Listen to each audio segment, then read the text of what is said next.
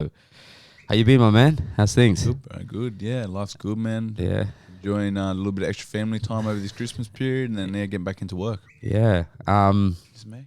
Yeah, it's Sorry, alright. bro. Turn it off. Been obviously we've been meaning to make this happen for a while. I was actually wanted to share one of the videos after your second Wade Ryan fight.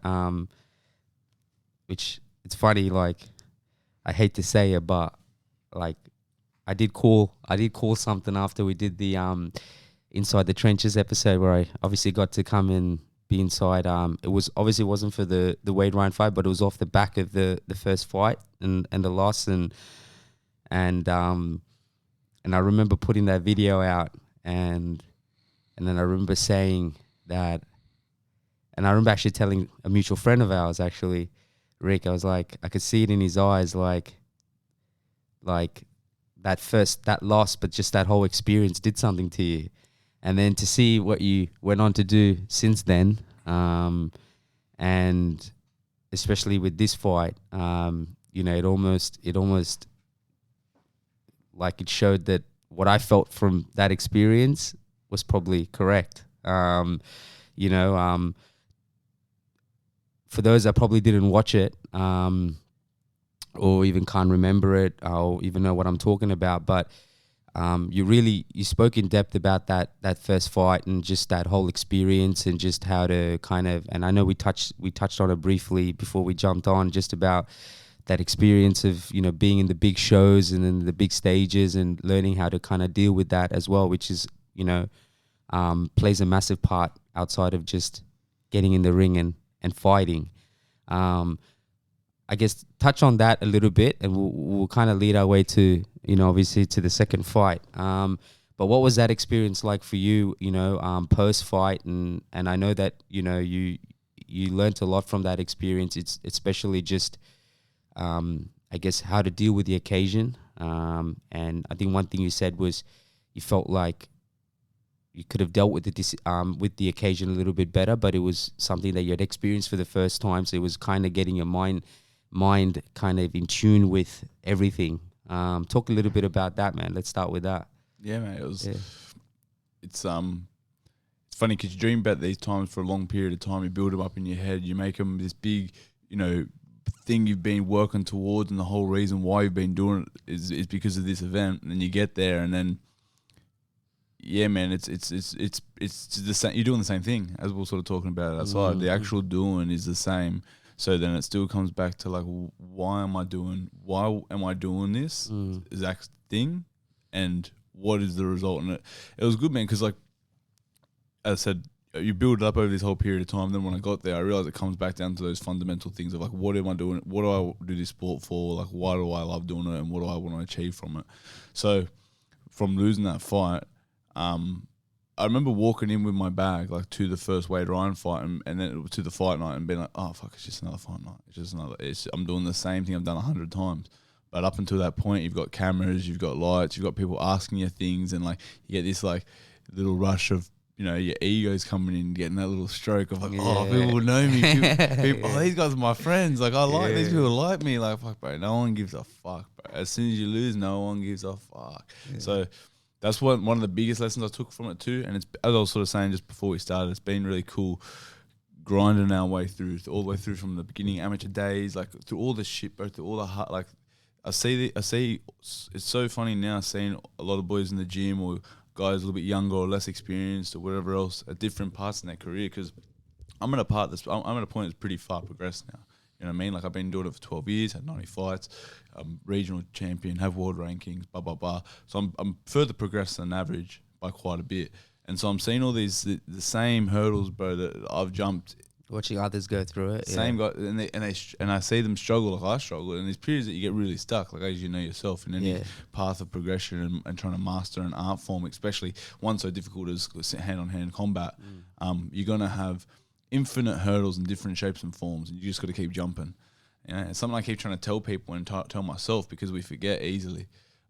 But that whole Wade Ryan like story arc, as it seems to be in my life now, and something that sort of was dragged towards me as much as I worked towards it, it was really a exact proof of that. You know what I mean? That what you put in is what you get out. Where you put your focus is where it comes back, and all that sort of stuff. So, it was cool, man. Like, that's what was funny fighting Wade from the first to second time. I went from, as I said, underestimating Wade before the fight, underestimating the event, and overestimating maybe myself, if you know, in a way, and disrespecting. That's what one thing I've done through my career is not respected the sport enough. And when you don't, you get told, you get the lesson, you get the hard lesson.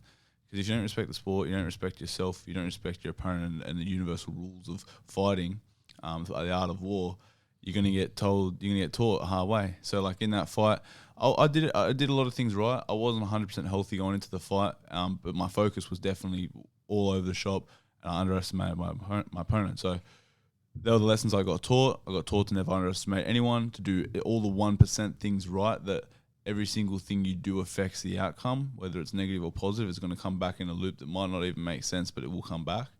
And the big part was that, like, I didn't really give a fuck about people that were watching. I didn't even notice it. It only mattered if I won or lost, and like what it meant to me. The only things I really care about from my output and my passions and what I'm doing in life is how I feel about myself and my achievement, and also that the other person knows I'm better than them.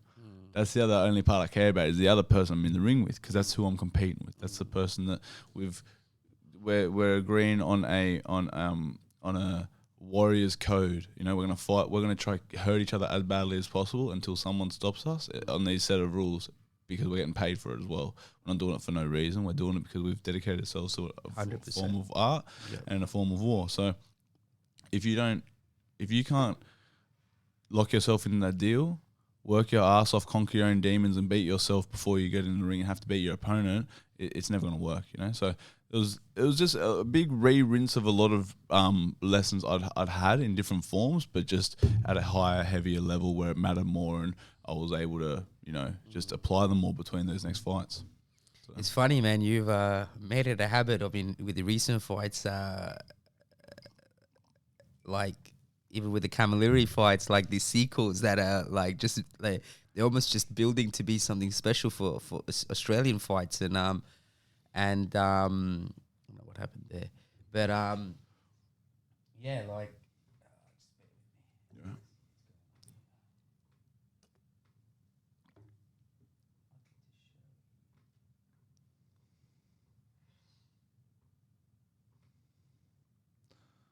A lot of tape on Bonique. Where's Jamie to pull this up for? Yeah, I know, man. I'm working towards my own Jamie. Yeah, 100%, 100%. If there's any other Jamie out there, please, Yeah. this is what I'm working towards. Yeah. You're not going to get paid. You're going to get no exposure. You're going to get... yeah. Just do it out of love. Yeah, you're going to get you're going to get the coffees, you get, but just... You'd be like an internship. It is a good setup in here, though. I like this, man. Like, it's got a nice vibe, the good table, the table, the artwork. Yeah. It's cool. Yeah, man. Like, obviously, at some point, that was always one of the goals was to obviously bring it out to locations, you know, and obviously I want to tap into the East as well, because there's a lot of people that I would like to obviously sit down and chat with that kind of live those ways. And yeah, and it was a perfect opportunity that obviously shout out to Rick for making it happen, because you can only keep doing podcasts out of your room for so long, you know. But like last year, I actually wrote down like one of the goals is to take it out. There's another spot in Parramatta that I've been offered as well. You know, yeah, shout out to the Cuban Room. You know, they're happy to, you know, host my podcast and stuff as well. So yeah, it was good, man, because obviously just the location and the ability to get coffees and just, you know, just the vibe as well. That was one of the main things. So yeah, appreciate it. But yeah, going back to the Camilleri fight, even that, I don't know, it was just the ingredients for those fights were perfect, man. I think both of you did a really good job, and it was so good to see, because obviously I've spoken to him previously as well, and just the way you guys even handled it after the second fight, and just, you know, some sort of camaraderie. I just saw some sort of friendship being built as well, just because I guess, like you said, you know, you're going to war with this person, you're sharing the ring with this person. I think you don't walk away without leaving something there. I think, of each other, right? So I just think the way you guys dealt with it as well was, as a fan, I was so happy to see that. But the build up was just amazing, just the way you guys handled it, and the little jabs, you throw at each other, and I think it's the part of boxing that you miss it, because I think sometimes there's a battle between trying to be authentic in how you speak on your confidence, and how you speak on just promoting fights, and then there's that where you kind of force it, and you kind of can see that it ain't as authentic, and I think no one's really trying to be authentic when they're talking shit, but I think there's an art to it as well, just a bit of competitive wordplay. So I thought the way that you handled that as well, and like, these were massive rematches for you, man, just in the grand scheme of things. I know you touched on, like, it's funny, right? Boxing is one sport, and I think you shared something too. I know Camilleri wrote something about it as well, just like comparing like the UFC, like MMA, to boxing, and like, like you could lose twice in a row, and if he's a favorite fighter, like I think he was using Nate Diaz as an example, right? Who hasn't won in ages, but every time he fights, the whole fucking place just shakes for it, right?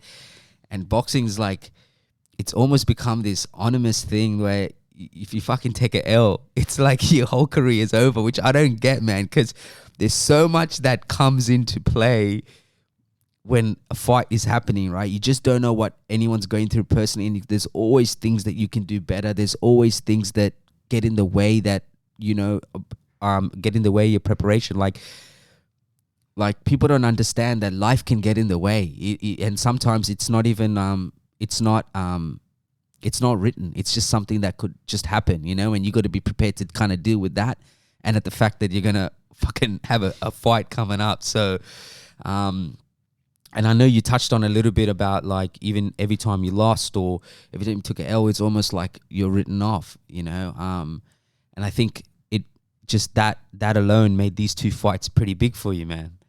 Coming back and, kind of proving people wrong, especially obviously, the first Camilleri fight, the second one, which was vastly different.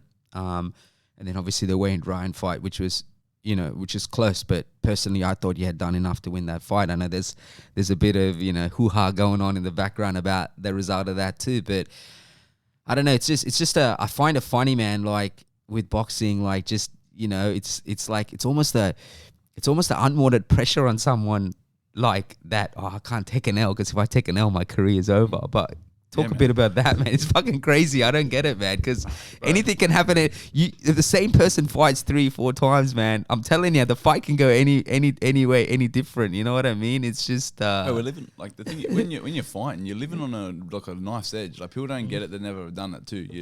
As the levels get higher and the pressure gets higher and the shit, it gets harder and harder. You live in, like, it's like riding a motorbike fast, something where you're potentially you can get hurt at any point, and you learn to control, like, in control, out of control. It's out of control, but you learn to control that. It's one of those situations. So that's it, bro. Like, the undefeated thing is nonsense. People don't know what they're talking about. Most people don't know shit about boxing. Roger Mayweather said it best. Yeah. So in regards to what people are going to follow, they're going to follow what they're told. Floyd Mayweather's ruled the recent eras. Floyd Mayweather undefeated, you know what I mean? He's pushed that whole thing. He's been the person that everyone's heard of. So I think that was a big part of it. We're seeing people like Canelo, Lomachenko, these top guys who are fighting other people, everyone, and losing and still fighting. And I think it's starting to, an understanding of that's starting to come back, which is really good. Because they're also now getting those matches again. They also now, like, have lost, fought others that, to others aren't notable names, but then they found themselves back to the picture of like what you were saying before. It's a self-limiting belief, and it's a self-fulfilling prophecy that most fighters have, that once they're so scared of this loss. So that's another thing I forgot to mention. So when I first faced off with Wade Ryan, when the face-off is one of my favorite parts of a fight, but I fucking love it. You work all this time, you get yourself into this mode where I can't even be around people at all the last few days of the week. My favorite people, I want to hear they talk, and I'm just like ready to snap, So you get to this point where you've just, like, you've honed yourself into this, like, trimmed down animal killer, and then you at the peak of that, you go and face off with the person that's made you do that, and who you're gonna go fight with tomorrow, and the first time I faced off with Wade again, I was so fucking distracted. And I remember losing that face off a bit. I remember having a little crack, like in my eye. I just felt a little crack in myself. And I didn't recognize what it was. And I didn't even acknowledge it, really. I didn't want to give it any acknowledgement, you know? A week or so later, I realized what it was that he wasn't scared to lose. And I was. He wasn't scared to lose. He's already lost a bunch of times. He'd fought everyone. Another loss for him is just he knows the process. And I was terrified to lose, like deep down. I already lost one fight and it sent me into a hole, bro. Like that was the most depressed I've been, the first professional loss I had, because of that same self-limiting belief. And I almost stopped there. That was almost where I've almost stopped many times in my career. And it's usually become usually off a loss or an injury. It's usually not when you're doing well. You want to quit when you're not doing, you're not doing well. And that's right where that pressure point is. That's the process I've learned. And so after that first loss, when I lost to Wade, I was shattered, but I knew the process. I knew that I would be shattered, that I would learn, and then I'll get better. And you just get fast. You just get straight onto the learning and less victim. Spend less time in the victim stage and just get onto the learning stage and into the growth stage faster. And then, as we were sort of talking about before, the bigger the hurdle, the bigger the task, the bigger the a goal, the bigger the potential reward, the bigger the potential suffering, the bigger the almost definite suffering, because there's a direct line between suffering and sacrifice. Yeah. So, the reason this thing's called top 1%, top 10%, that is the difference between victim mentality and creator mentality. Creature versus creator, you know? Creature mentality, everything happens to me, I'm a creature of my circumstance. Or creator mentality, everything happens because of me, and because of what I do is what happens in my life. So that's the difference in people, and more people are becoming victims and less creators. So it becomes easier for us creators, but that's where people judge us for the losses and for the and want to jump off the bandwagon because they have no comprehension of it, and because there's so much options and material and people that they can jump onto the next person easily. So what I've by nature, just by how it sort of happened, by who I've been and how how fate has come to me, as well as by design and how I sort of continue to do it now, is that I want to inspire people from my community and people that I know. You know what I mean? Like I have a fairly small following for how far I am along in my career, in my opinion. But I have a very dedicated following and people that know me and respect me and understand me and that will be on board, win, loss or draw. And as you said, create that Nate Diaz effect or that Tai Tuivasa effect. You know, like Tai Tuivasa and Tyson Pedro are guys that I've really looked up to. And in times of me being like, fuck, how can I make it? Seeing these guys make it. So yeah, like to your sort of question of my thoughts on that whole thing, like, as I said, I think it's a self-fulfilling way of thinking. However you think, what you think is what you are, you know, and like your consciousness content is what your reality is. So if you think that a loss is the end or that a loss is a fail or that it sets you back, it does, of course. But fuck, bro. You know what I mean? I was talking to a mate about this just the other day who wants to start business, and he's me he's in school. And I can see him getting confidence because he keeps seeing me fuck up and just be like, and like fuck up majorly in life, bro, as well. And it's all relative, you know, you fuck up. But you'd be surprised how many times you failed in life, even leading up to that, even whatever losses. When you really sit down and think, you're like, man, how many times have I had to pick myself up in life in general?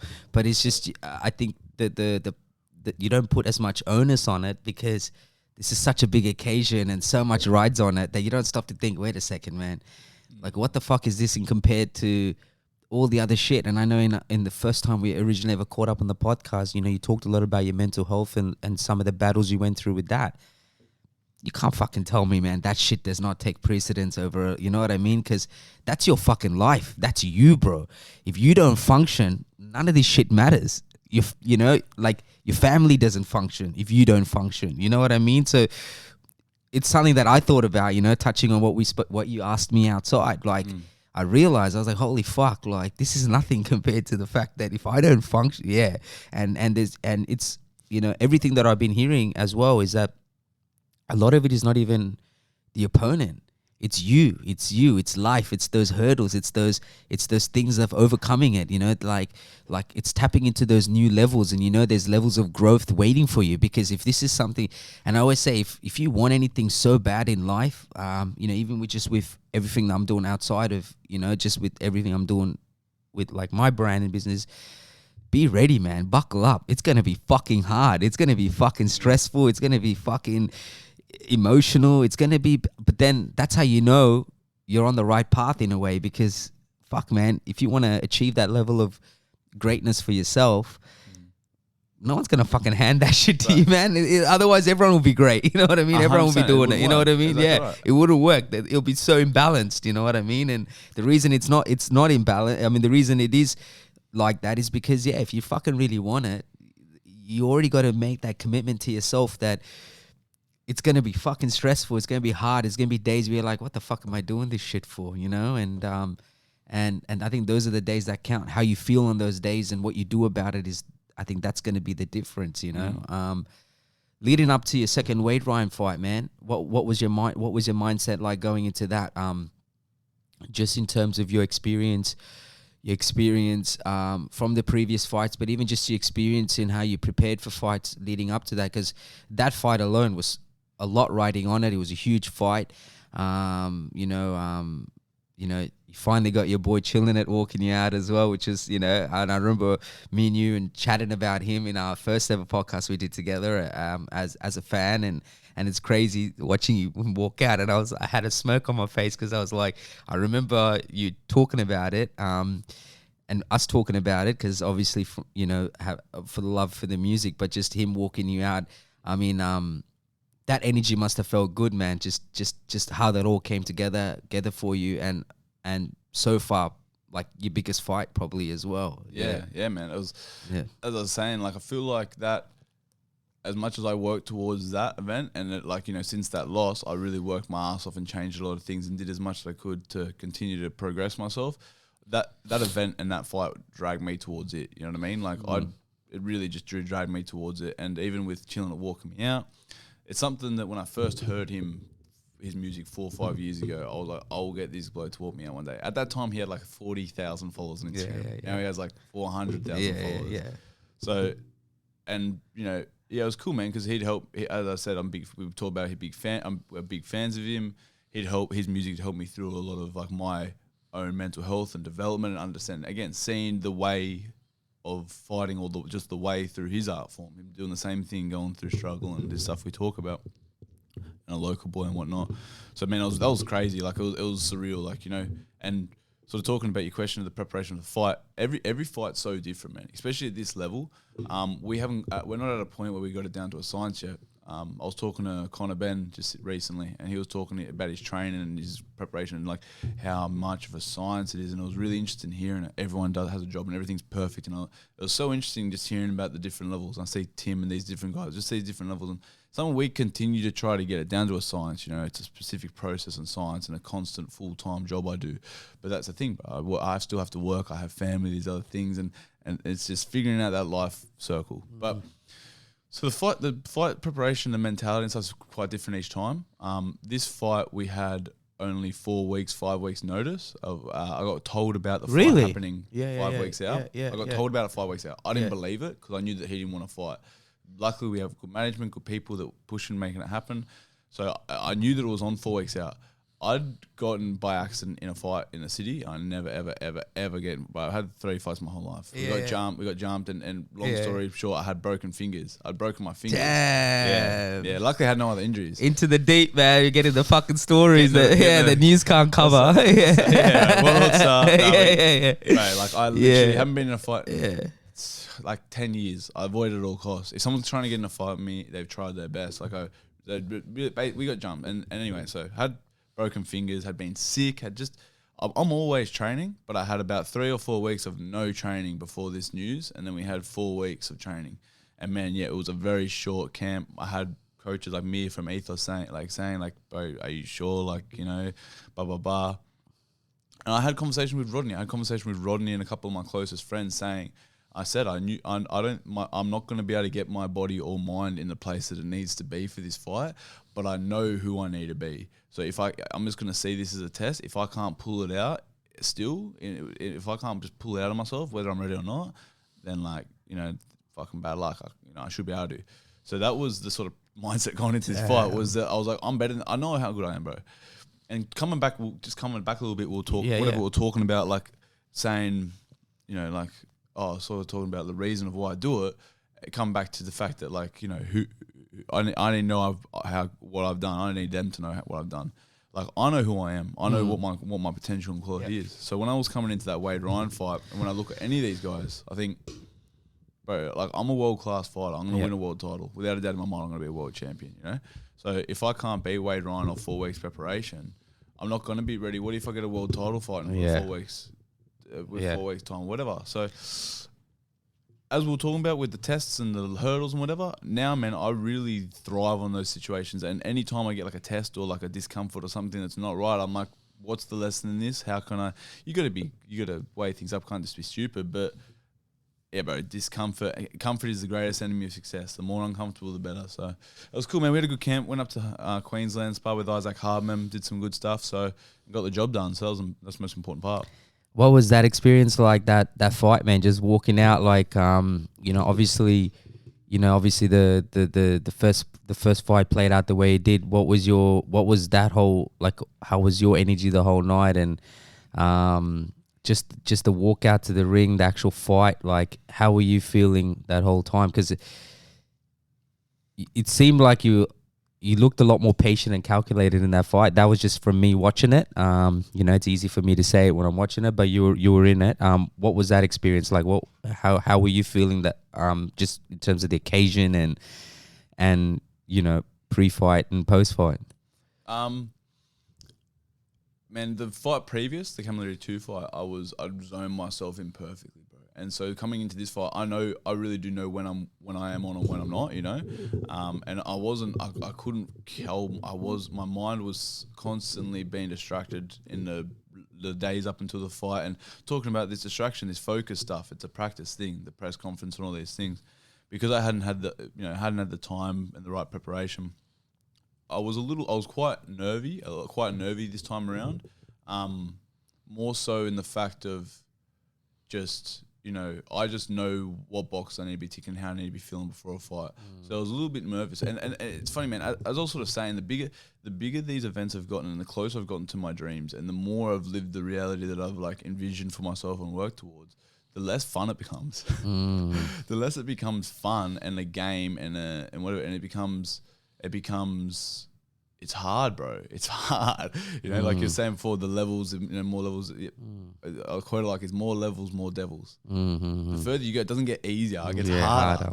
And the hurdles get bigger. And so I remember when I was driving to this fight, I was driving to the fight with my missus. I just go with my missus and she drives and I meditate along the way. And I was sitting there just controlling my nerves and anxieties and whatnot. And I remember saying to her, I've just realized why no one else really can do this. Like, because I've always said to people, if you just, anyone can be a fighter, really. Most people, pretty much anyone can be a fighter. I believe that sort of, but I'm realizing as I'm going, they can't, bro.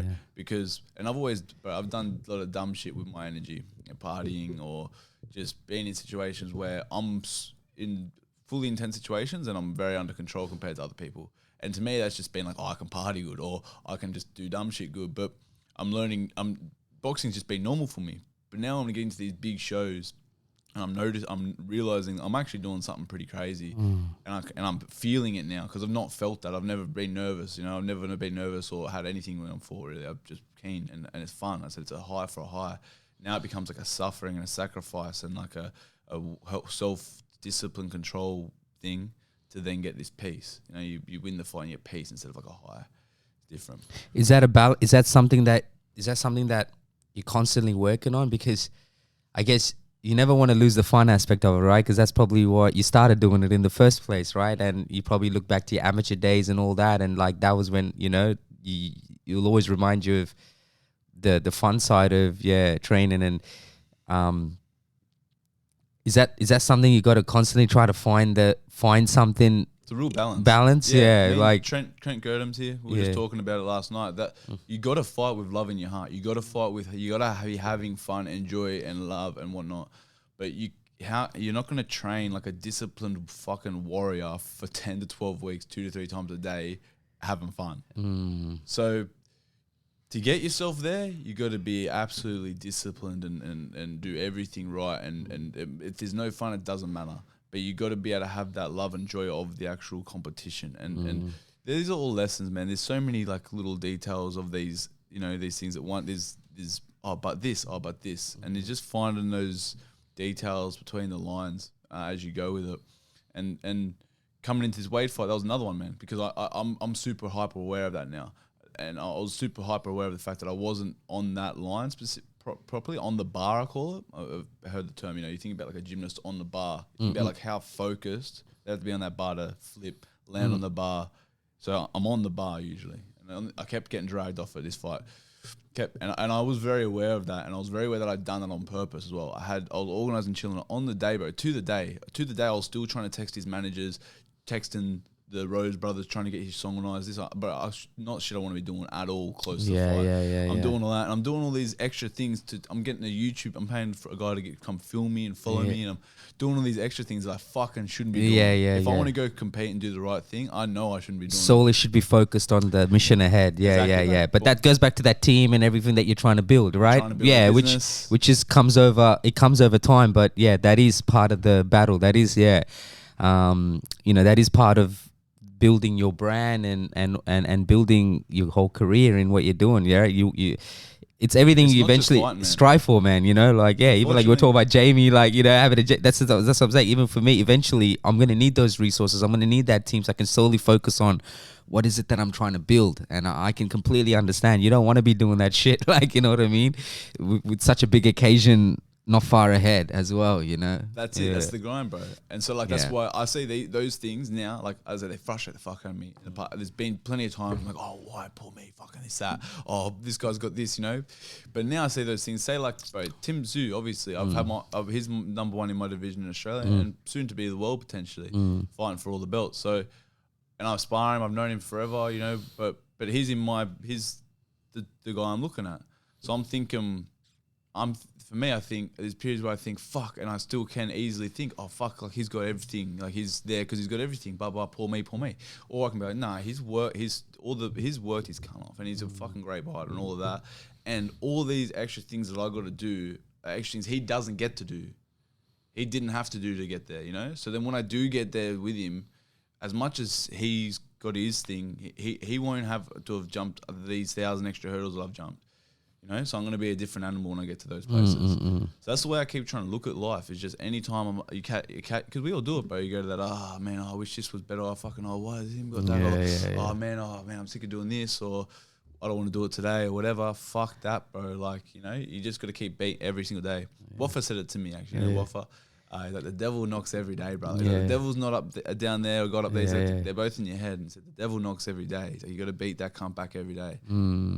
So especially when things go good, man. When things go really good, that's when it's even more dangerous. That's when, you know, the devil is in your vicinity a lot closer. You know, I remember when the whole Will Smith slap thing happened, and I think during the break, it was like Denzel Washington was basically telling, like, Will, before that he even accepted the award, he ended up winning the award, right? His first ever Emmy or whatever. But he was saying, like, when you're at the top, that's when the devil comes for you even more, you know. And I think when you've tasted what these big occasions and get comfortable, that's when, like you said, it doesn't get easier, it gets harder, because there's a lot more vulnerability around you. There's a lot more that can take it. Whatever's going on there, bro. Whatever belief system you have, whatever. Like just general terms, God, devil, good, bad. Whatever that energy, that goodness is, the bad's not trying to feed on more bad. Like, it doesn't give a fuck. Like, if you're already in the dumps, you're doing nothing. It's something that mate, I was having this discussion recently. It's interesting to hear your thoughts on it, because I only really had acknowledge that recently. I get sick. I'll be like, I'll say to myself, I'm tired. I'm so tired of having to try battle with my head or battle with my fucking goals or dreams, and I just want to be normal sometimes. I just want to be able to settle. I'm like obsessed. I can't stop being obsessed.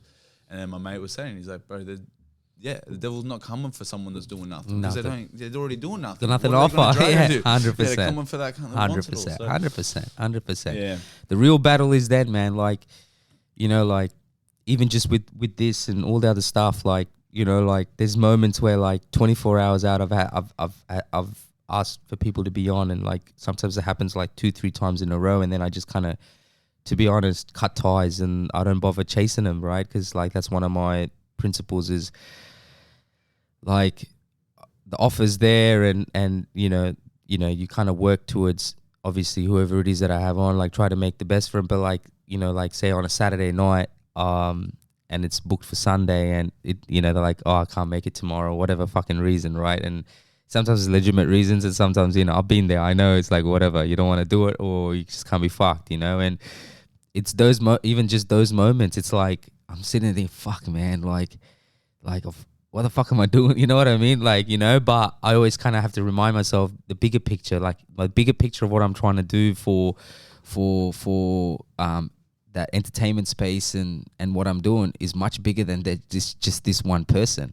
For this one person, there's another person. You know what I mean? Like someone might have said no to me last week, but you said yes to me this week. You get what I'm saying? Now all of a sudden I'm not even thinking about that, but in that moment it's like fucking, it's like fuck, this guy's you know, like just ruined my day, ruined my night, like you know. And it's like I gotta fucking sit here, and now I'm not, you know, tomorrow's just another day, and you know what I mean, like.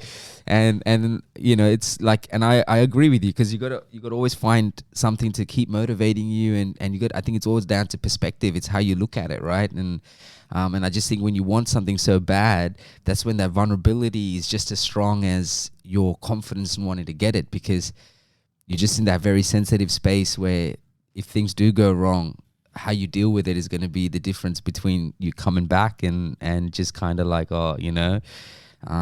It's easy to say no, bro. It's easy to say, fuck this, I'll go do something normal. It's easy, you know what I mean? That's the way I look at it. It's just easy for me to just be like, fuck, let me just live a content life, and, you know, raise my kids, and just, you know what I mean? And, you know, go on holidays time to time and whatever. But to chase something that's bigger than yourself and something that you're purely passionate about, that's going to take sacrifice. That's going to have, you know, it's going to challenge you in all levels of life, right? You being a father, a family man, all that, it challenges it all, you know? And I got to experience it for the first time last year, you know what I mean?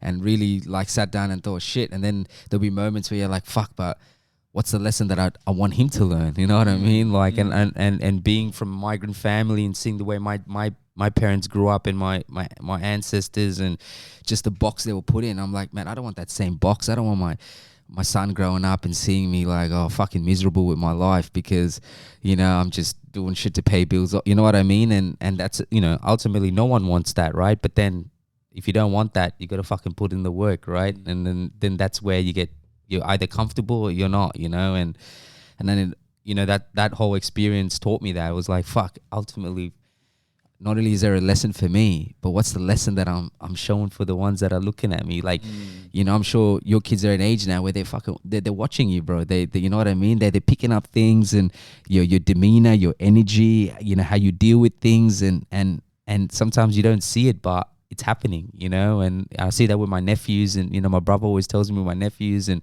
they're like at the age now where they're picking up on things, they're watching things, you know. And I think it's just sometimes it's so much more bigger than just you as well, you know. And it's learning how to handle all of that, and know, like, you know, ultimately you got to do it for yourself, but there is people around you that are going to be impacted by more than I think more than we all forget, how many people actually 100%.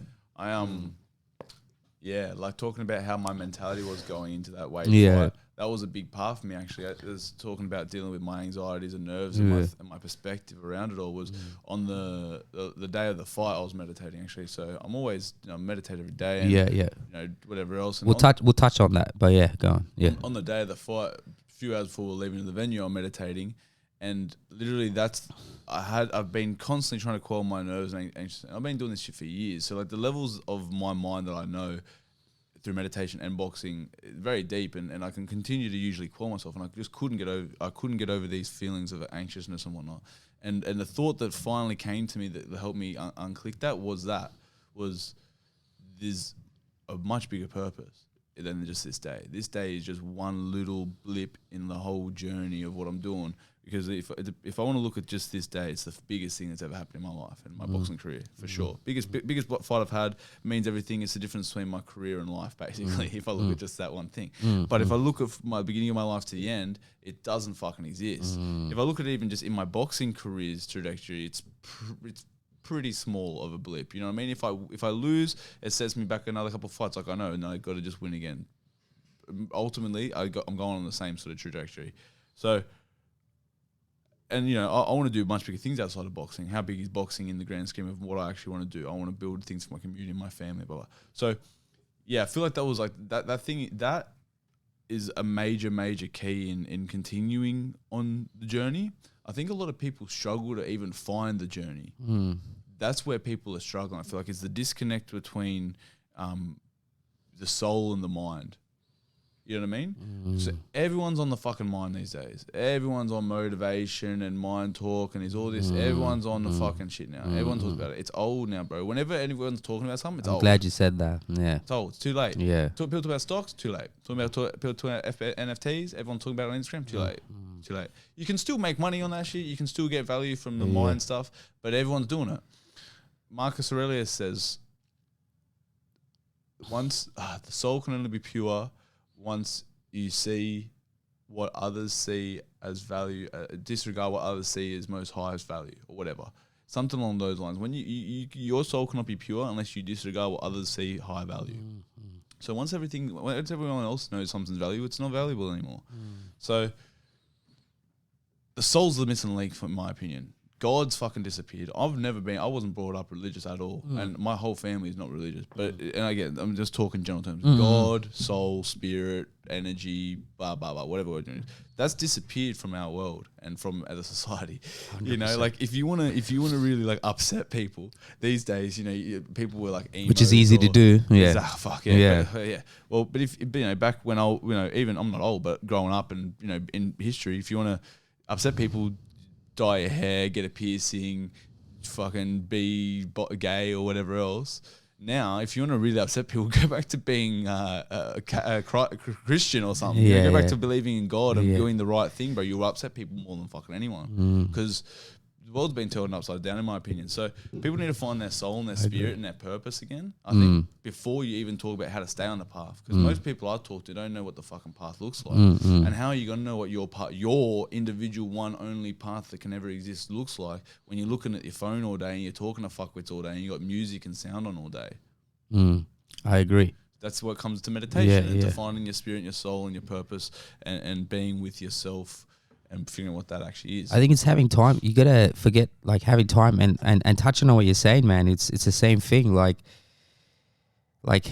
you know, there's Instagram and there's you know, IG being instant gratification as well, which is what I say. Like it's how you use it, right? For me, I value IG or Instagram because it's allowed me to network with so many people. And to be honest, that's what I use it for the most, you know, outside of just putting my content out.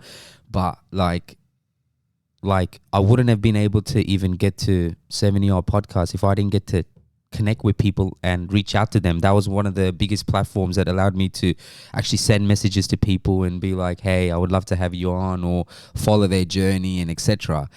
But going back to what you were saying with meditation and, you know, feeding your soul, like that's why I say you got to feed your soul, because ultimately if you feed your soul, then a lot of other things are going to become irrelevant. And I always say a lot of things seem relevant, actually irrelevant. They don't matter. But because of the world we're living in, where it's like, you know, when you go on like these social media platforms or whatever, you're getting fed so much in like a click of a second, man. And like there's so much, and sometimes it's even things you don't want to see. It's not even, and it's crazy, right? Like it's allowed people to be so comfortable saying things and reacting to things from afar that, you know, like whatever this Tom 32386 says is gonna fucking ruin your day, bro. It's ruining people's day. It's like, do you even know how that guy looks? Do you even know anything about him? So why the fuck does it matter? But then it comes back down to being so sure of who you are. And I feel like if you're sure of who you are, you're not going to let these things impact you in such a way that it's going to change your day. Like I was saying, like, I remember like these two older guys that I used to work with, and when I was leaving work, and, you know, we used to always have coffee every morning, and I would tell them, I'm like, man, when you guys were growing up and you wanted to be a mechanic or whatever it is, right? And you did become a mechanic, or you did become like I don't know, whatever, right? An owner or whatever it is. You probably felt so happy and felt like you were living such a fulfilled life because it was something you wanted to do. But now we live in an age where we're being compared. And so like if being a mechanic versus like an influenza, and it's a term that this person used, influenza, like the flu, you know, and that's what it is. It's like, it's almost like you're shitting on your life and you're looking at yourself as being worthless because what seems like easy access to a better life, even though, you know, most of these people probably still live in a 1-bedroom apartment and whatever it is, right? But like, you're actually judging your life. But it's like, even just like, say for example, watching fights and then breaking down fights and having a debate about it. Like, I used to debate with my close friends and my cousins. Like, that's the only people I used to debate with because that's who I watch it with. But for now, like, you're going and debating with all these random people, but like, that's your life. Like, it's gone back to the most simple, and it's like the most simple thing. It was just, it's communication, bro. It's relationships. It's almost dying. Everything's living in this godforsaken weird world where it's like they're fucking making relationships with people like what that person says or you know, not doing something with this person impacts you. But like, when I grew up, the debates and shit were with physical people in front of me, people that I had relationships with.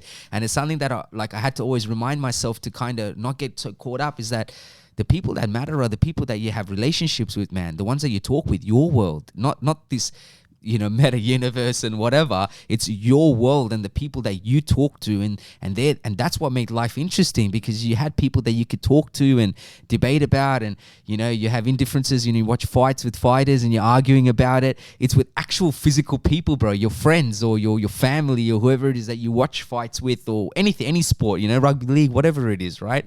Especially rugby league, like, there's a core group of people that I talk to.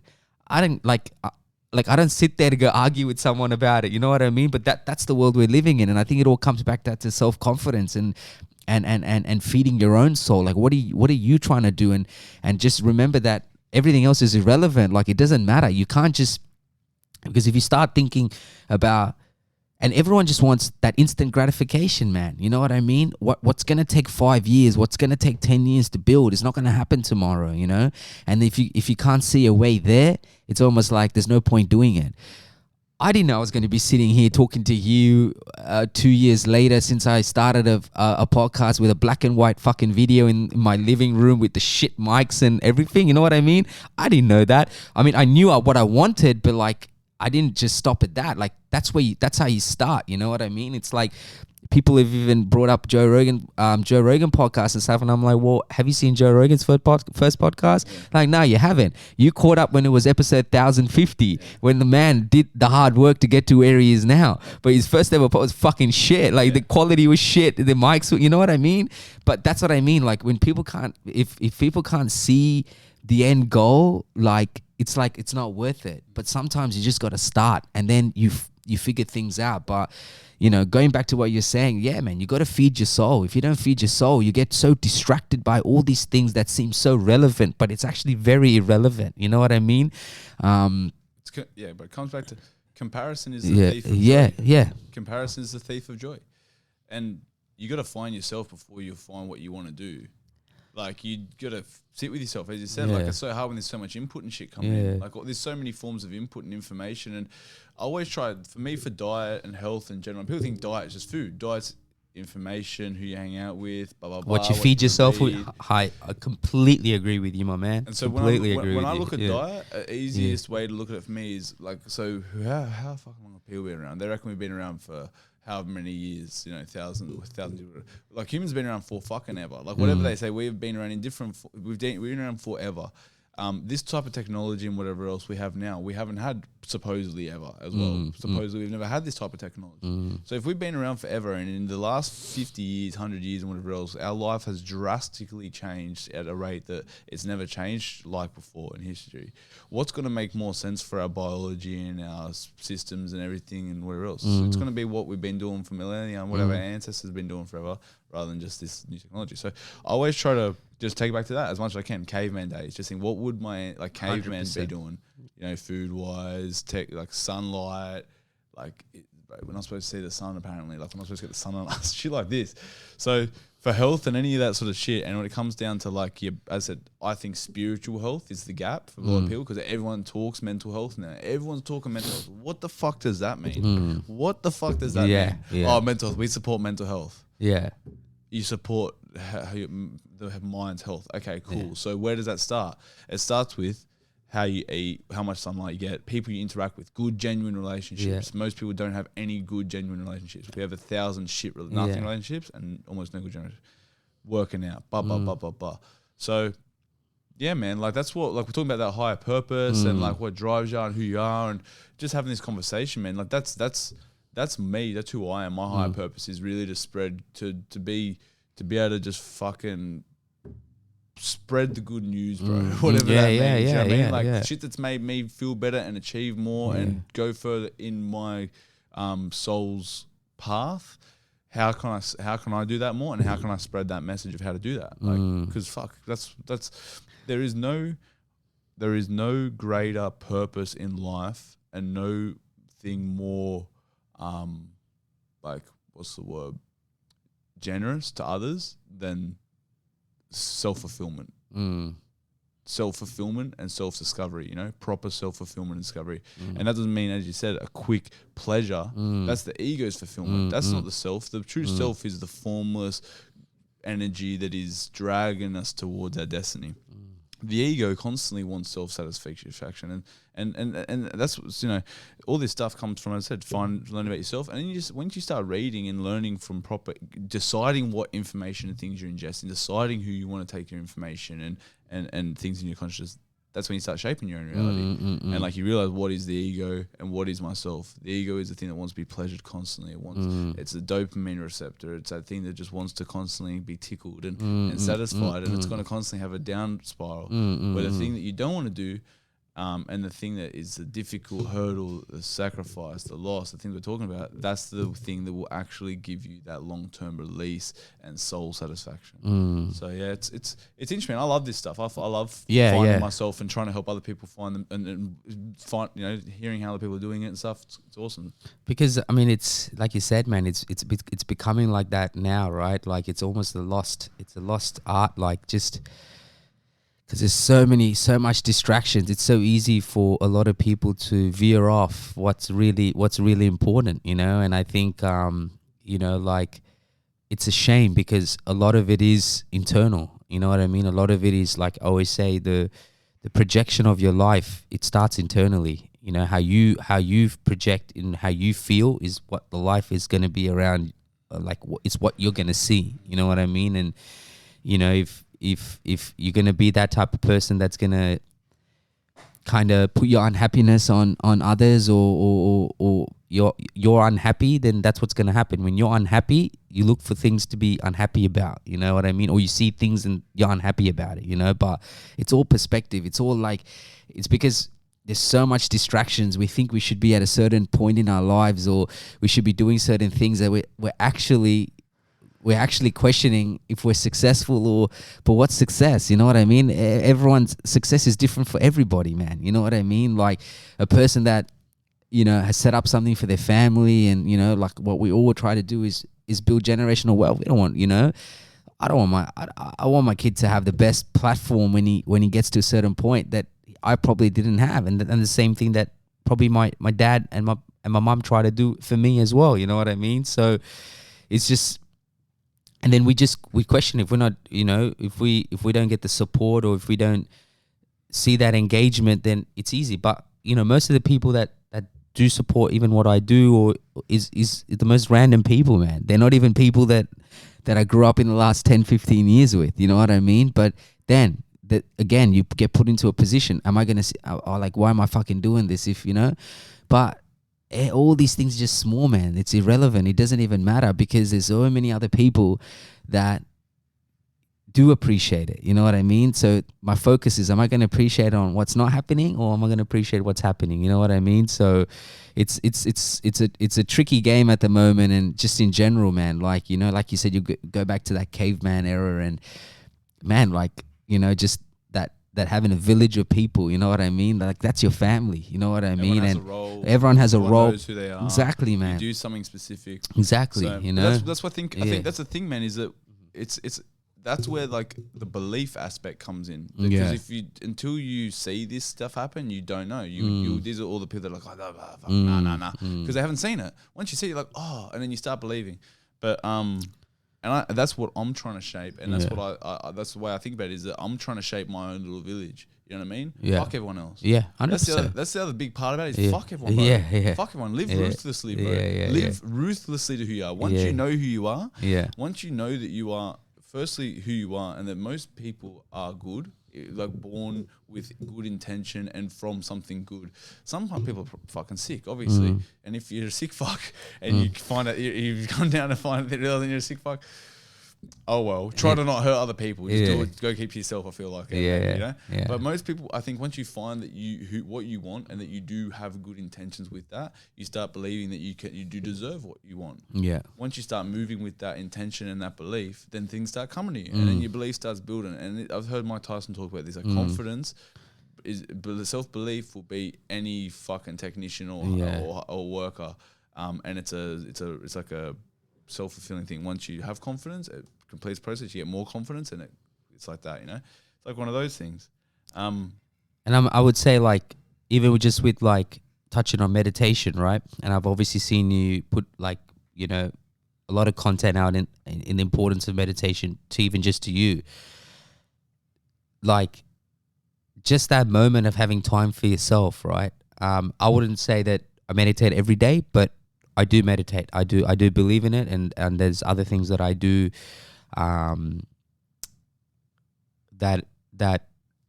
provides that medicine, that natural spiritual medicine, you know, like, you know, obviously shout out to my to Dan, you know, I do qigong with him and things like that. And you know, it's crazy, right? Like, it's so easy to tell people, but you have to do it. And then it's almost like such a painful game, because you're like, fuck, I wish I could feel like this all the time. But then again, you realize, like, you do, you know, you meditate, or you do, like, for me, when I did qigong, and I remember feeling so, like, I was levitating on air, man, like, you know, and then you say to yourself, fuck, this is how I got to feel. And within 3 days, you're like, fuck, you're like, you know, because you let life back in, and you're like, oh man, like, you don't even feel like how you felt at that moment. And what that teaches you is it's a constant practice, and it's something that obviously you value, and it's something that you got to be consistent with. But talk about that process of meditation, what that means to you, but just the importance of meditation, just for you, but just even in general, because I know I understand, but it's something that I think if the whole world consciously did, because I believe in collective consciousness, right?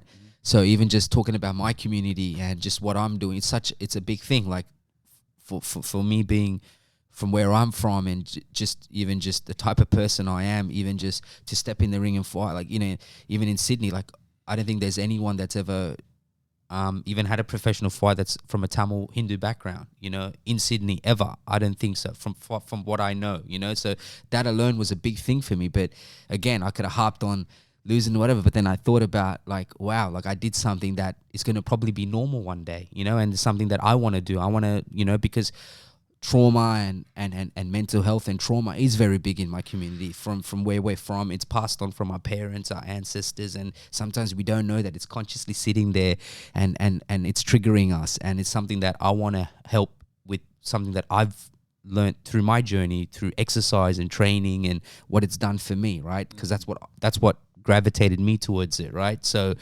that's, yeah, man, and like what you're saying there, that's the biggest thing that pisses me off with the world, and also why I'm passionate about meditation and this stuff is because it's all free. It's all, that's what I'm saying. The information's there for you. Yeah, it's all there for you.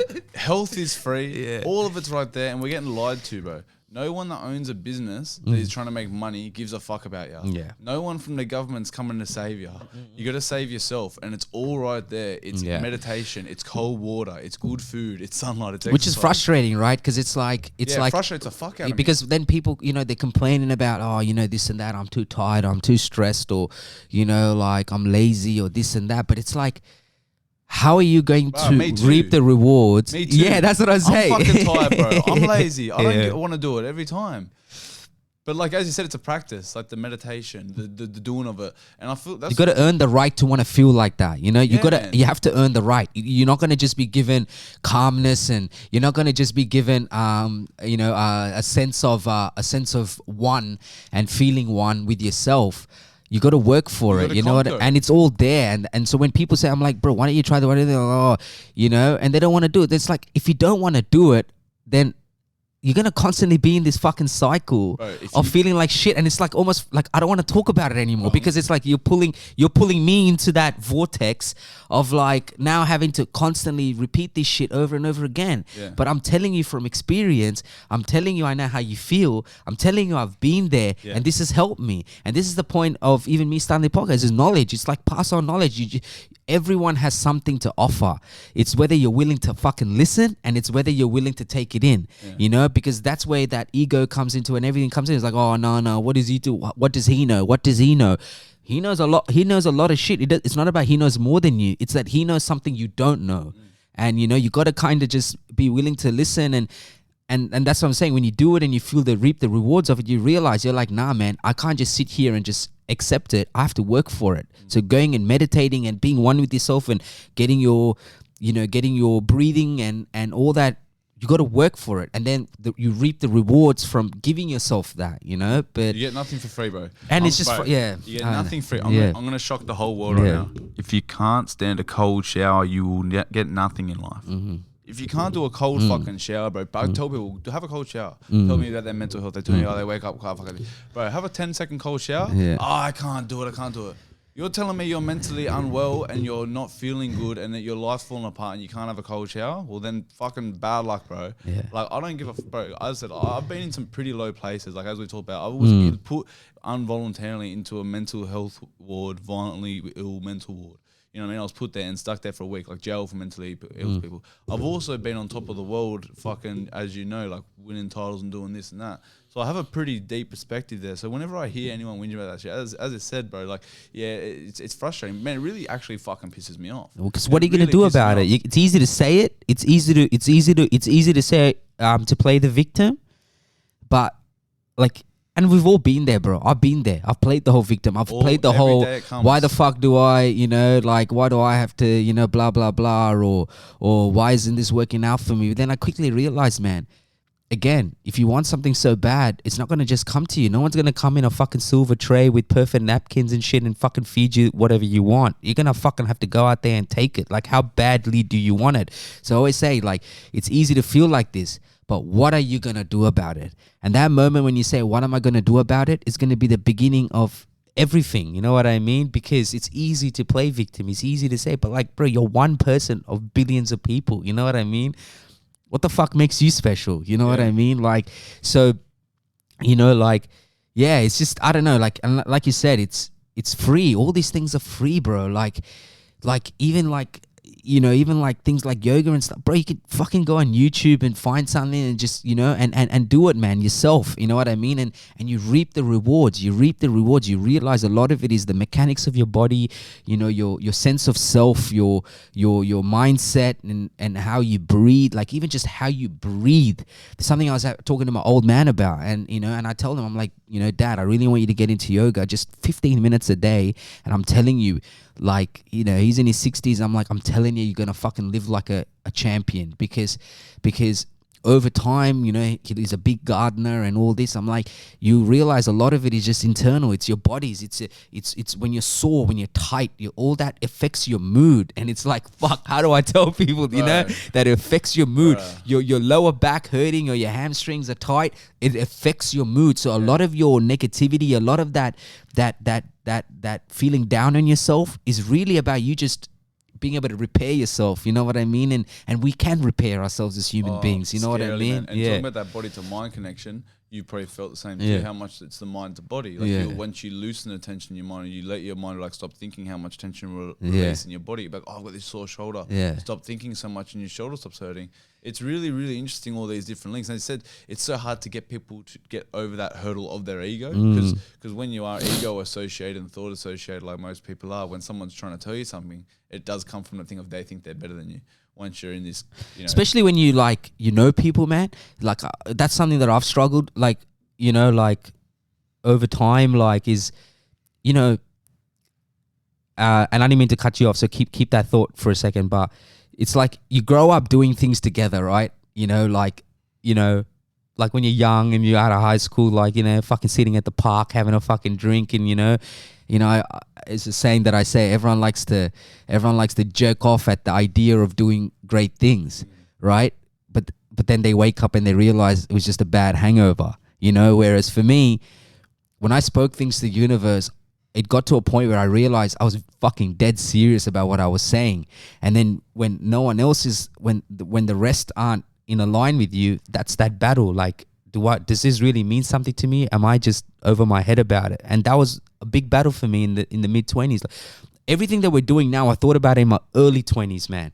You know, Mercenary Entertainment, podcasting, creating content in food space, everything, I thought about it. But I just didn't have the village of people that felt it. And so then I questioned myself. I'm like, there's no way that I'm the only one that's crazy enough to think this. Till I realized I am the only one that's crazy enough to think this, you know? And then you meet other people that are attracted to you, the same kind of energy of what you're trying to do. And then still, you know, there's people that eventually I would love to meet that understands the bigger vision of what I'm trying to do. But then it's breaking that off. And because people have sat and drank with you, talked to you, they can touch you, they can feel you. It's hard for them to separate that you can do something that's great in your eyes, you know, but it's like, what do you mean? Like, we used to hang, we went to the same high school, we hung out together. You get what I'm saying? And it's such a mind fuck, because it's like, well, and that was the whole idea of even just the podcast. When people really ask me why I started, is because I want people to know that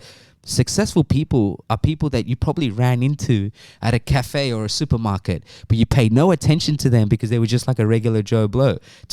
But the difference is that we all start off the same way, man, like with a dream, with an idea.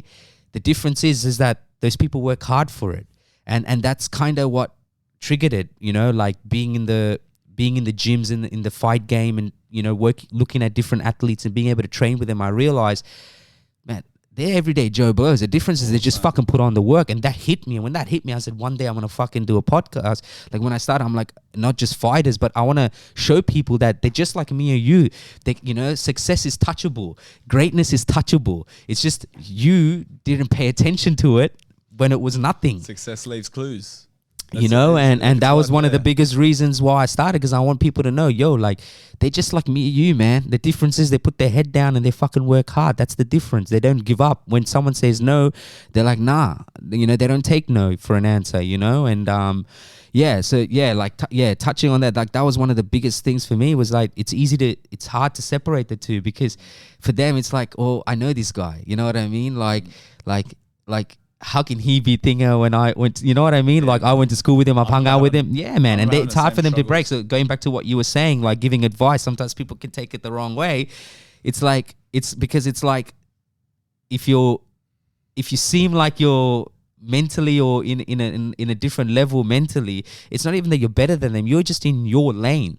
But it's hard for them to take advice when it's like you're just someone that they've always been used to being around, but they can't comprehend that, hey, maybe I've gone out and done shit. Like, you know, especially for me being from my community, like, you know, doing what I've done and you know, dedicating time to it, and, you know, just kind of like going off the face of the planet. Like when everyone else gets together, it's like you can't tell me shit, because, you know, you can't tell me shit about what I've learned, because you have to do what I did to learn those lessons. You know what I mean? The going on your own, you know what I mean? And etc. So yeah, like you were touching on it, just people get taken away a little bit when you have to, you know, you're direct with them and you give them advice. I saw who was it saying the other day? It's Kanye West actually saying people get uncomfortable around real people. The people that make you feel comfortable are the fake ones that, hey, your best friend, you know? Most people that are real and that have experienced things and have knowledge aren't trying to tell you about it. They're just walking around living it or doing it. And I said that's the difference, is that there's people that aren't doing, that are talking about it, and there's the people that are doing, that are just doing. And there's that disconnect. As you said, it's a shame, man. Like, I've lost all the cliche stuff that every successful person talks about, or going through an awakening, or any of these things that people talk about, is like, you feel like you're going crazy. People think you're crazy. You might think you're crazy. You lose your friends. You might lose your job. Blah blah blah blah blah. All these different things, because you start realizing like what the matrix is and what all these circumstances have directed you towards, because that's what life is generally. At an extent, it directs you towards a certain way of living, and then you got to take the reins back at some point and be like, nah, fuck this is what I want to do. And whether it's at 20 when you start thinking about what you want to do and planning and putting little bits and taking little steps towards it and then just starting that little grind, or it's at 50, or it's at like 12. I started boxing about 12, and by 13 I wanted to be world champion. I was like, I want to be world champion. I never say it. I never even like say it out loud. It sounds stupid. It's only until recent, like now, like 12 years down the track, I feel confident saying out loud, I'll be world champion without a doubt in my mind. I can say that. I want to be a multiple time world champion. I want to be pound for pound top 10. That's my goal. I want to be in the pound for pound top 10. Otherwise, I haven't gone as far as I want to go. You know, but that took me so long from first thinking it to actualize. Being comfortable to learn how to actually say it out loud. To the universe. Voice it and to be able to. And I think the more willing you are to look insane, the more willing you are to be an outcast and to lose people and to suffer and do all these things, the more willing you are to go through that pain, the faster you'll get to your reward and to your reality that you want. Because that's the secret, bro, is losing the wrong people, circling around the people, being around people that are doing the same thing, making that normal, making the way a way you live, and doing all these things we talk about, sacrifice, suffering, etc. So, yeah, man, it is really interesting seeing the people that drop off and the people that see and believe and whatnot over those periods, I think, as well. Hey, like, because I've seen people not want to hear it, not want to talk about it, not understand it, not want to even have a conversation about it, completely push you away from trying to have that conversation, to then years coming back and seeing it through you, you know? And I think that's the biggest thing I've learned, is that you can't even talk it to people. And people that want to listen will listen. Other than that, you can't try to talk to people that don't want to listen. I agree. You got to go. You just go do your it. way. Yeah. You take your path and your way as far as you possibly can, and everything else you think about or you visualize, you talk about. Bro, the shit that I visualized, I thought about, that's coming to fruition to such specific ways that it's incredible. It is incredible. So.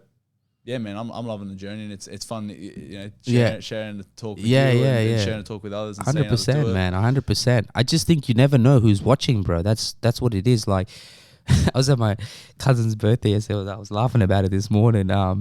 And my cousin and one of his mates, is also a common friend of mine.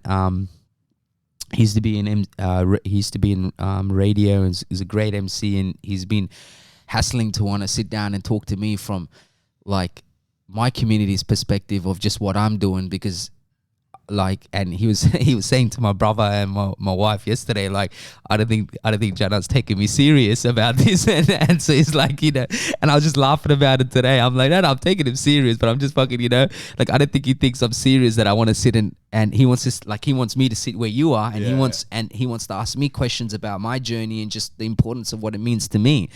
And you know, and he was saying, like, he thinks I'm not taking it, like, I don't think that he thinks I'm that serious about it. And it's crazy, man, because like he's just been in a tiny part of my journey, but then just to see what it means to him, it really just, it hits you in a fucking, like, a left hook. You don't even see it coming, because you're like, damn, like, naturally you look for the people you know, right? And what it means, but there's so many people that you don't have a very close relationship with, but what you're doing matters to them, you know? And it really opened my eyes up about just everything that I'm doing, and realizing that, you know, wow, like, the one promise that I tell people you got to make with yourself is, when you do what you want to do, just don't be afraid of the reality around you. And the reality is, like you said, people drop off, or people watch from a distance, or the expected support is not there, you know? And then that's the battle. Then it's like, what are you going to do about it? Are you going to sit there and just be like, oh fuck, what am I doing this for? And, you know, or you're going to really believe that, hey, regardless of whoever's there or not, I believe in what I'm trying to do. And that's naturally going to create that environment for me. So the more you chase what you're doing, it's going to create that environment. You know, it's like going on a long road, and side to side, you just, you know, you meet people, you have experiences, but you're staying on the road, you know, and there's some that are going to be with you, like your family and just, you know, the core group of people, but everything else is just an experience in life. Like, you know, some people are just there and you have experiences with them and you have relationships with them, but it may not last forever. It might be just for that moment. But you got to kind of tell yourself that's what it is. It's like we had a moment in life, we had experience and we made the most of it, and then here's where you're going. But the most scary thing to do is go on your journey, and in doing that, the reality hits you. You're like, man, like all these things don't matter, or those things aren't even relevant. And it's like some people are afraid to take that step because you have to walk away from what you've always known is normal to you, or what you've always been comfortable with.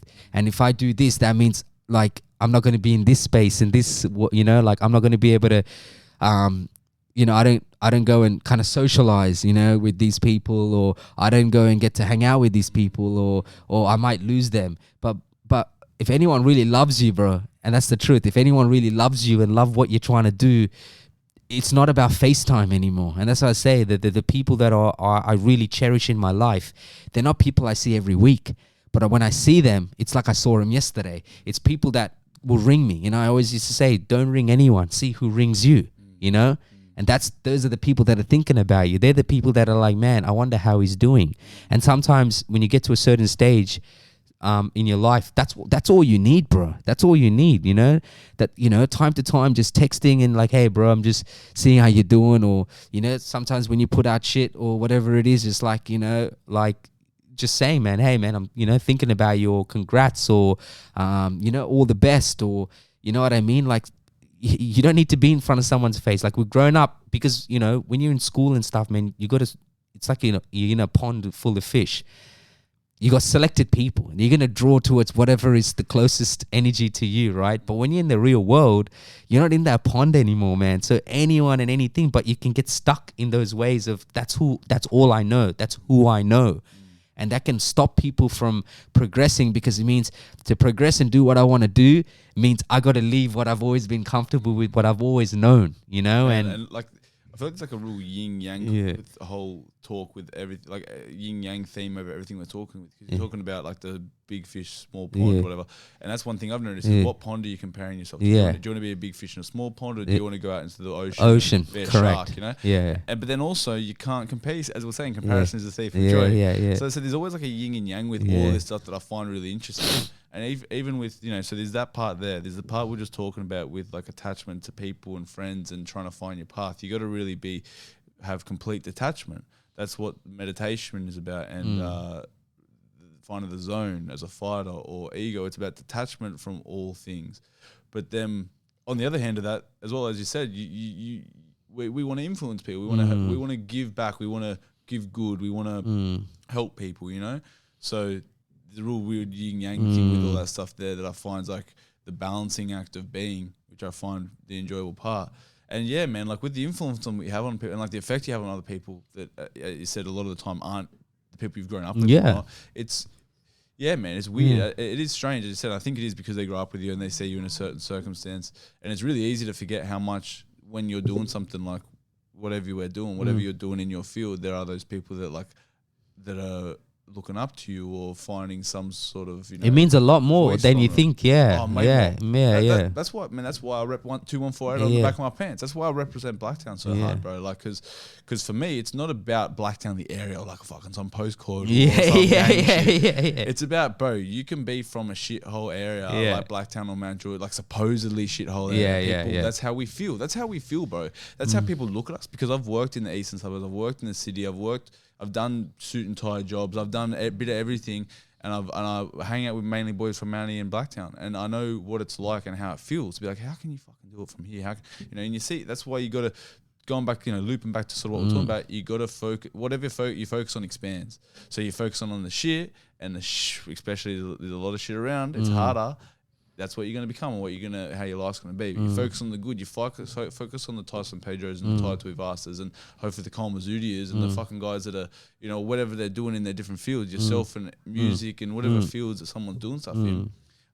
That's what it's all about, in my opinion. You know, that's what it's all about. Like fucking self-discovery, self-fulfillment, living life like it's a video game and creating your little avatar and character how you want it to be, and then showing other people the way to their version of that. So.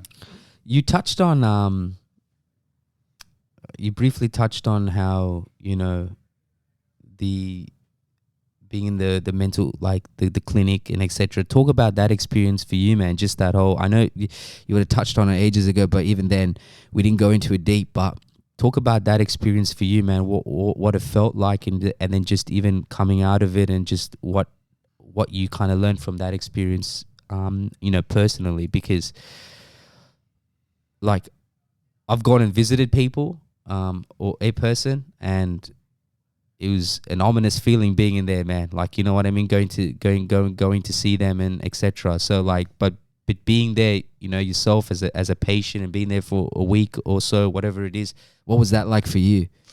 Yeah, man, pretty weird. Like, not where I'd expect to be. And that's the biggest takeaway I had, as I said, is like all these perspective stuff we talk of, and like all these ways to the best version of yourself. I can also see all the ways to the worst version of yourself. You know, I've done most of them, and I've fucking been pretty low and pretty useless at points. So that's why I have no empathy and sympathy for people that are victims to that. Sorry, no, I have no sympathy for people that are victims there. I have empathy for people being there, because that was one of the biggest things I took away from, is that no matter who you are, what your social fucking Instagram looks like, and how like attractive you are or successful you are or fucking whatever, it doesn't matter. Like, it really doesn't matter, because that spiritual and mental health you can't see. And it can very quickly sneak up on you and you can be a fucking drug addict, you could be homeless, you could be dead in a matter of seconds. I had a mate pass away recently. It was another like one of those lessons that you could die instantly. And I've visualized and envisioned and taken a lot of actions towards this world champion, these big goals. I've seen it all. I've envisioned a lot of things that have happened, and I've envisioned a lot of things that will happen.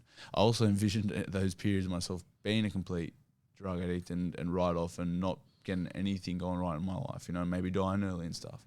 So that was like the big part of it, was a real deep perspective shift of where I don't want to be, you know, who I could be, who I want to be, and also what actually matters. Like, what the fuck actually matters. When you're in there and you literally can't go outside when you want to go outside, or see your family, or do anything that you want to do. You can't eat when you want to eat and shit, you know. It's like jail. It was jail for mentally ill people. I was like, oh, well, the things that matter is food and water, my family, and the love that people have for me. That's the only thing that I'm alive for, like, and care about and want. And then what I want, what I need and want, you know, what I need and want, the deepest need and wants, which is boxing and whatnot. And so I was, and yeah, there was all those internal lessons I took from it, of like how fragile the mind is, how deep, you know, how, you know, there's so much lessons I took off that, man. Which is probably why you're so disciplined in doing all the little things like meditation and all these things, to always, I guess, keep yourself in check, right? And make sure that you're checking up on yourself. You're like, you're looking deep into it, make sure, hey, well, you know. Yeah, man. Like, you talk about when you're floating, when you levitating. Like, you have these experiences. You think, wow, I want to live here. So the first ever time, you know, when you do drugs, you think, I want to live here. That's exactly what we're talking about with these pleasures and these quick dopamine. Chasing the high, chasing the high, chasing that high feeling. Which, the way that we know our brain works, the way the dopamine receptor works, and that the body works, is that the high has an equal low. The dopamine receptors don't go back to even; they go down equal low. So the higher, the lower the low. And so as I kept going with these things, you know, and when I first took mushrooms, I thought, oh, I want to feel like this all the time. So that was when the journey of me meditating and doing all this shit to figure out how to be enlightened. The word is big word enlightened, or at peace, and be without thought and just living and being. You know, how to feel that, because I'd felt that. I felt that through mushrooms. I felt it through fire. I felt it through different things.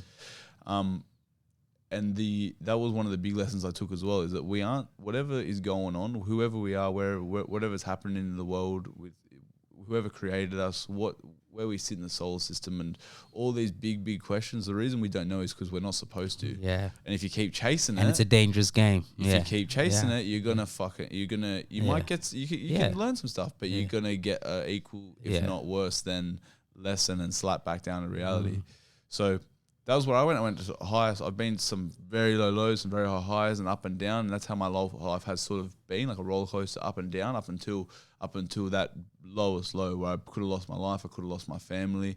I've had, you know, different things happen between now and then, but it's been finding my equilibrium between those highs and lows, and not living for the highs, and not getting slumped in the lows either. You know, it's just is finding when finding myself and doing this meditation practice, the biggest learning I've taken from it is that I am not any of the experiences, whether it's thought, physical happening, vision, breathing. I'm not any of these parts of my experience. I'm just witnessing them. You know, I am part of higher consciousness and whatever else, witnessing the experience, not a part of. I am not the experience of myself.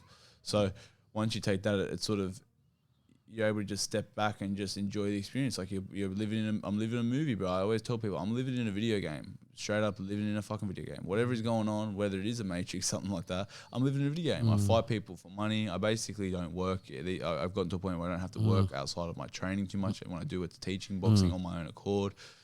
You know, so that's the way I like to live, and the way that I try to look at things. That, you know, take a step back, think deeply about subjects before having any sort of strong belief around them. Have no attachment to anything, and just enjoy the experience. I agree, completely agree. That, especially that bit about the experience, like that's what it is, man. Like, because you don't know how long it's gonna last, and I've made peace with that. You know, I've made peace with everything. I'm like, man, I'm just gonna enjoy it, because if I don't enjoy it, then I'm gonna regret it later that I didn't get to take it all in when I did. You know what I mean? Because really, what are you measuring it up to? You know, if you're measuring it up to, I have an idea and a goal and a dream of doing something, and then you end up doing it, how can you not be happy about that? But then if you start scaling it to, oh, it's got to be at this level in order for me to appreciate it, then, you know, like you said, the equal's going to happen. It's when it doesn't happen, or if it doesn't go that way, you're going to fucking be in the dumps. You know what I mean? When really you shouldn't. You should be like, man, I thought of an idea and now I'm living it. You know what I mean? And that's the way I look at what I'm doing. I'm like, this could not last forever. This might just be gone tomorrow, you know? And it's scary to think like that, but it's also, it's mature to think like that. You know what I mean? Because that is the truth. Everything cements you back in. Yeah, everything's just not meant to be, you know, it's not meant to be there forever. You know what I mean? And you're meant to just experience it as it is. Talk about being a dad, man. You know, it's something I think is very important. And I wanted to read something to you that I posted. I don't know if you've ever saw it, but it hit a lot of people, you know, in a very deep way. And I want to, you know, get your thoughts on it. It was someone that posted it. I don't know who posted it, but my wife sent it to me. It was from someone else that sent it back. It goes, you'd be surprised at how many times a man sits in his car, on his bed, in the bathroom, in the living room, and holds his tears because he's so stressed and lost and confused or hurt or ready to give up. But when he shows his face again, he looks perfectly fine, unbothered, and he still manages to smile and go about his business like nothing happened. Men are some of the most resilient, overlooked, and in the mind underappreciated to go through so much.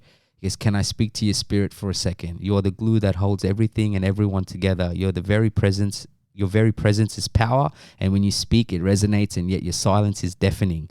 In all that you go through, you fight for not only who you are, but who you are striving to be. Just know that I see you. What does that mean to you as a dad, man? It's I like that. Yeah.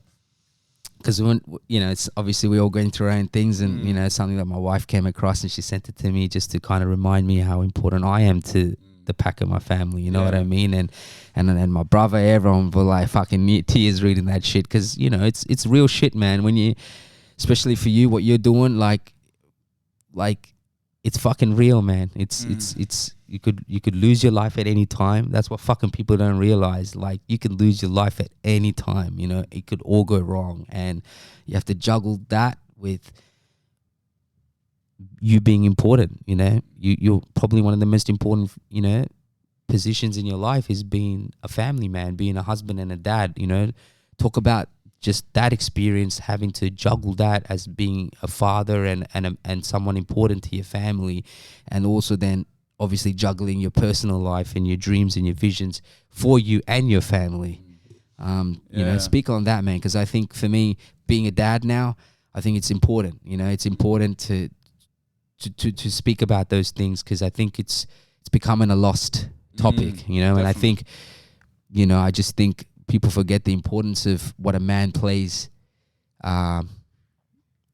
or man's role in his family, and just the people that, you know, that depend on him, you know? Yeah.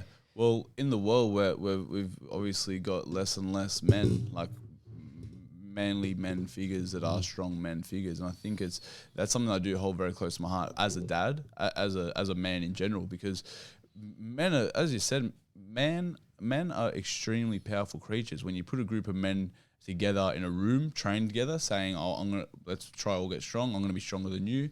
No, I'm gonna be stronger than you." They're all gonna get stronger than the next group of 5 men collectively, individually and collectively. You send them to war as a group of, they'll go out and fight and kill just because they're in a big group of men. So there's all these things you can look at of like why men are so powerful at like the most extreme situation.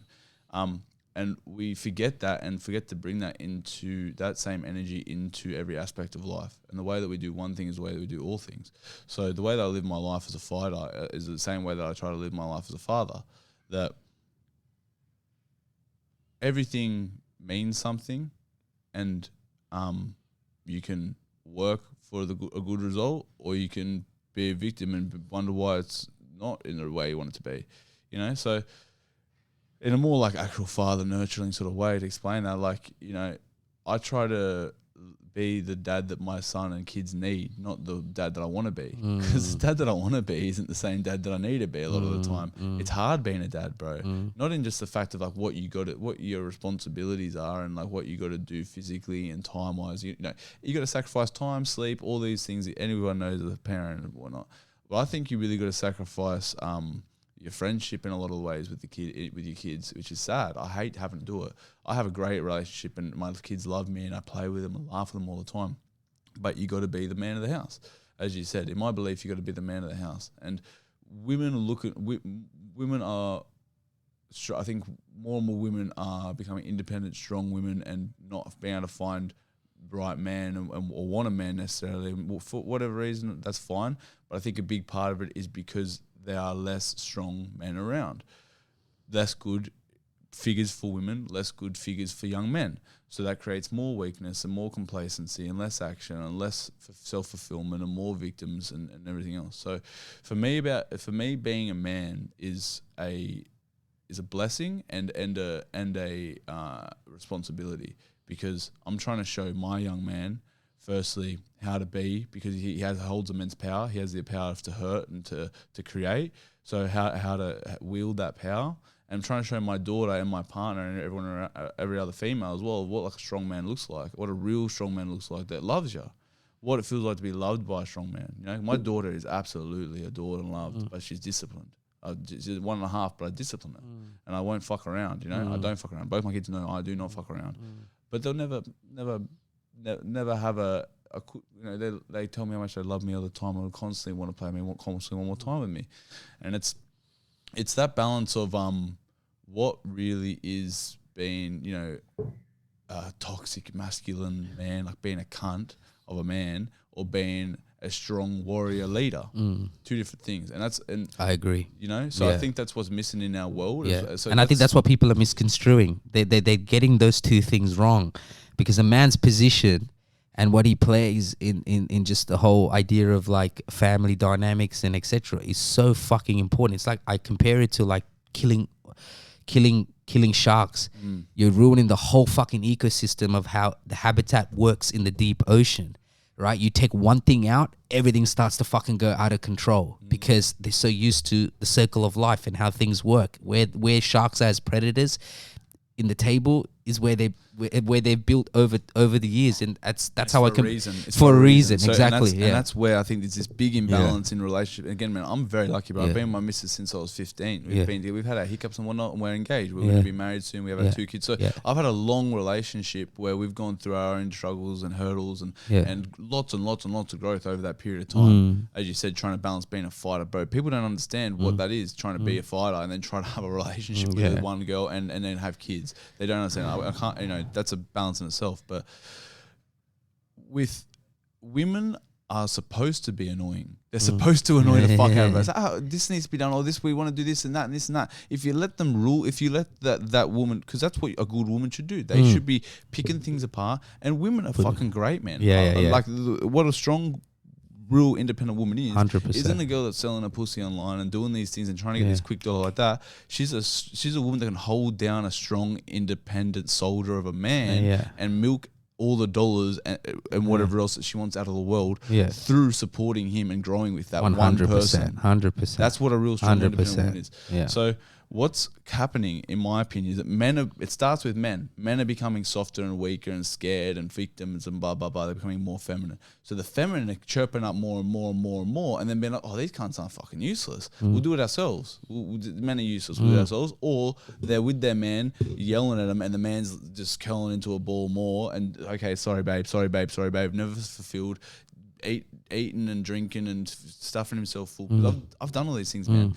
Not to talk down on my missus or myself or anyone, but you know, it happens in relationships. You get in a bit of a place of not getting things done and whatever else, and then you know your partner expects a certain amount of things out of you. Obviously, just as a father, as a partner, 100%, they expect things. 100%. So when you're not delivering on just generally being a man, what the fuck are you there for? Yeah.